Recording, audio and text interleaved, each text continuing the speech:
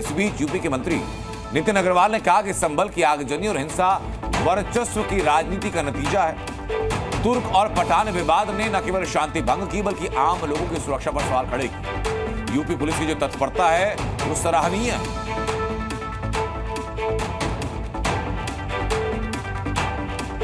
नितिन अग्रवाल का ये ट्वीट आपको दिखा रहे हैं। ये बात नितिन अग्रवाल भी मान रहे हैं कि ये वर्चस्व की राजनीति का नतीजा है और तुर्क और पठान जिसका जिक्र हम लोग कर रहे थे, यानी सांसद और विधायक के बीच में जो तुर्क होने और पठान होने के जो अपने अपने वर्चस्व की बातें की जाती हैं, उस ही की लड़ाई है। और हमारे सहयोगी राहुल बता रहे थे कि इस मामले में कुदरकी में जो विधानसभा चुनाव हुआ उसका भी एक बड़ा रोल है। इस संबल में 2 दिन पहले जामा मस्जिद के सर्वे के दौरान हुई हिंसा की अब मजिस्ट्रेट जांच के आदेश दे दिए गए। हिंसा में मारे गए 3 लोगों की मौत की मजिस्ट्रियल जांच होगी। संबल के डीएम ने मजिस्ट्रियल जांच कमेटी का गठन कर दिया, जिसमें कि एडीएम दीपक चौधरी को जांच की जिम्मेदारी दी गई है। और खास बात यह कि 7 दिन की टाइमलाइन दी गई है इस कमेटी को कि 7 दिन के अंदर रिपोर्ट पूरी करनी होगी, इन्वेस्टिगेशन पूरी करनी होगी और रिपोर्ट को सौंपना होगा। अब तक जो विपक्ष लगातार सवाल उठा रहा था कि इस मामले में उत्तर प्रदेश पुलिस की भूमिका है या किसी जो संबल एडमिनिस्ट्रेशन है वो फेल हुआ है, तो मजिस्ट्रियल जांच अब होगी। मजिस्ट्रियल जांच में हर एक तथ्य को परखा जाएगा और पूरा सच निकल कर सामने आएगा। तो कई थ्योरीज हैं।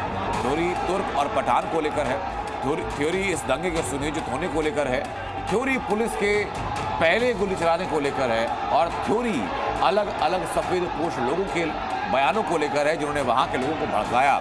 राहुल हमारे सहयोगी लगातार बने। राहुल, ये बेहतर बात है कि 7 दिन की टाइमलाइन निर्धारित करके जांच की जाएगी। आप सही कह रहे थे कि अनंत, यदि पूरी तरीके से देखेंगे कि आखिर में सुनियोजित तरीके से क्या, कैसे, कितनी भीड़ कैसे इकट्ठा होती है, पेट्रोल पंप अपने पास में लेकर के आते हैं। जिस हथियार का आप जिक्र कर रहे थे कि दोनों तरफ से जिक्र, उसमें धार बनी हुई है, चक्र की तरह दिखता हुआ वो हथियार है, उस हथियार को आखिर में रातों रात कैसे बना लिया गया, कैसे लेकर के वहाँ पर भीड़ ये इकट्ठा हुई थी, ये सारा सवाल यहाँ पर उठता है। और यही लाइन ऑफ इन्वेस्टिगेशन, उसके साथ ही साथ ये तुर्क और पठान वाला विवाद आखिर में क्या ये पूरी तरीके से सुनियोजित था, क्या ये तैयारी पूरी से पहले से ही करके रखी गई थी कि इस दिन जब सर्वे होगा तो उस दिन इस तरीके का बवाल किया जाएगा। ये सारी चीज़ों पे लाइन ऑफ इन्वेस्टिगेशन पर पुलिस यहाँ पर जांच कर रही है, हर एक पहलू को यहाँ पर जांच कर रही है। भीड़ किसने इकट्ठा किया, कौन यहाँ पर इकट्ठा लेकर के और इतने लोगों को लेकर के आया, क्या ये लोग बाहरी थे या यहीं के लोगों को यहाँ पर इकट्ठा किया गया था और उसके बाद यहाँ पर विवाद को बढ़ाया गया, और उसी जगह को क्यों चुना गया कि आखिर में इस तरीके का विवाद हुआ है तो उस जगह पे आखिर में क्यों किया गया, ये सारी चीज़ें। और इनका आगे का मोटिव क्या था, क्या इनका मोटिव वहाँ से आगे बढ़ते हुए जो बगल की हिंदू कॉलोनीज हैं उनकी तरफ बढ़ने का था, इन सभी चीज़ों पर, पहलुओं पर यहाँ पर जांच पुलिस कर रही है। लाइन ऑफ इन्वेस्टिगेशन वहाँ पर कर रही है कि कौन कौन से इलाके थे, कहाँ कहाँ से लोग आए थे, हथियार कौन सप्लाई किया, कैसे ये हथियार जो स्पेशली यदि कहा जाए इस तरीके के जगहों पर इस्तेमाल करने के लिए, इस तरीके के हथियार किसने बनाया, कहाँ से लेकर के इतने कैसे आए, नकाब बांध करके थे, पत्थरबाजी जहाँ पे, ईंट इतनी कहाँ से आ गई, इन सभी चीजों पर सारे पॉइंट्स है जो कि 7 दिन की इन्वेस्टिगेशन में सामने आएंगे। बहुत शुक्रिया राहुल आपको तो जुड़ने के लिए। इसी बीच समाजवादी पार्टी के महासचिव रामगोपाल यादव ने संबल प्रशासन पर आरोप लगाए। रामगोपाल यादव ने कहा कि संबल का प्रशासन 100% गलत काम कर रहा है। रामगोपाल यादव ने कहा कि जब न्याय नहीं मिलती तो निराशा होती है और इसी निराशा में कुछ ना कुछ लोग करते हैं। संबल में जो कुछ प्रशासन कर रहा है 100% गलत कर रहा है जी सर। प्रशासन की लापरवाही से, बल्कि मैं तो ये आरोप लगा रहा हूँ, प्रशासन ने जानबूझकर वहाँ ये सब अशांति पैदा करने का काम किया है। प्रशासन चाहता कुछ भी नहीं हो सकता था। प्रशासन ने ही लोगों को जो जा रहे थे मस्जिद में नारे लगाते हुए उकसाया और ये प्रदर्शित किया कि जैसे मस्जिद पे लोग कब्जा करने जा रहे हैं, जिसकी वजह से ये सब कुछ हुआ। कोई न्याय नहीं कहीं से मिलेगा तो निराश होकर आदमी क्या करता है, निराश होकर न्याय मिलेगा तो कभी कुछ नहीं, अशांति होती।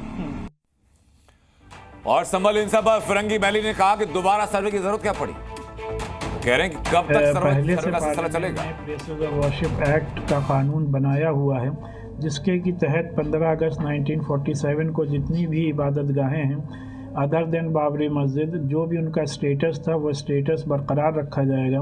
उसके बावजूद भी आए दिन बार बार नई नई मस्जिदों के सिलसिले में सर्वे का ऑर्डर आ रहा है। इसको लेकर के मुसलमानों के अंदर काफ़ी बेचैनी है, लिहाजा हम समझते हैं कि अब ये सिलसिला रुकना चाहिए। संभल हिंसा पर विश्व हिंदू परिषद का बयान भी सामने आया कि वो मंदिर है, हिंदुओं को मिलना चाहिए। विश्व हिंदू परिषद कह रहा है कि कोर्ट के आदेश का पालन होना चाहिए, सर्वे रिपोर्ट पर कार्रवाई होनी भी तय होनी चाहिए। ये विश्व हिंदू परिषद की तरफ से दावा किया गया। यदि इन्होंने जब ऐसे भड़काऊ ये लोग बयान देंगे, समाज के अंदर उत्तेजना होगी। आज क्या हुआ, 4 लोग मर गए। वो क्यों मरे भाई? एक सीधा साधा सर्वे होना था एएसआई का, सच का, एक सत्य का होना था। सत्य और असत्य का विषय है ये। यदि सच है तो सर्वे होने तो शांतिपूर्वक, और जो रिपोर्ट आएगी वो देखी जाएगी। यदि रिपोर्ट अगर हिंदुओं के हक में आती है तो मंदिर हिंदुओं को दे दो बिना मुकदमेबाजी के, और यदि मस्जिद के साक्ष्य मिलते हैं तो हिंदू समाज मस्जिद करके मुस्लिम समाज को दे देगा। जी न्यूज़।